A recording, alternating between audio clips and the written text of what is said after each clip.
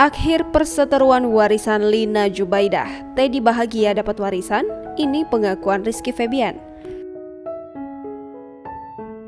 Rizky Febian akhirnya menguak fakta soal permasalahan warisan Lina Jubaidah.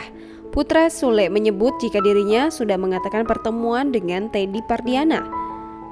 Hal ini dikutip tribunnews.bogor.com dari akun YouTube Maya Al-Eldul TV. Permasalahan warisan Lina itu memang sudah berlangsung cukup lama. Pihak Teddy berkukuh memiliki hak atas warisan Lina. Pun dengan keluarga Sule, terutama Rizky Febian dan Putri Delina yang masih kekeh berpendapat bahwa Teddy tak memiliki haknya. Setelah berlarut-larut, Rizky Febian akhirnya bertemu dengan Teddy. Rizky Febian bercerita pada Maya Estianty bahwa sebenarnya ia sedih menangani masalah warisan Lina. Rizky Febian meyakini ibunya pasti tak tenang karena keluarganya masih meributkan warisan. Rizky Febian menceritakan ia sudah bertemu dengan Teddy.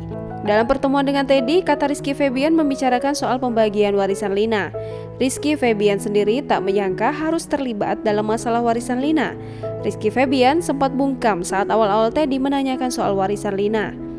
Maka dari itulah Rizky Febian lantas memutuskan untuk bertemu Teddy demi menyelesaikan masalah warisan. Maya Estianty berpendapat persoalan warisan Lina ini justru menjadi ujian berharga bagi Rizky Febian. Masalah yang kini dihadapi justru menjadi pelajaran berharga bagi Rizky Febian untuk selektif dalam memilih calon istrinya nanti.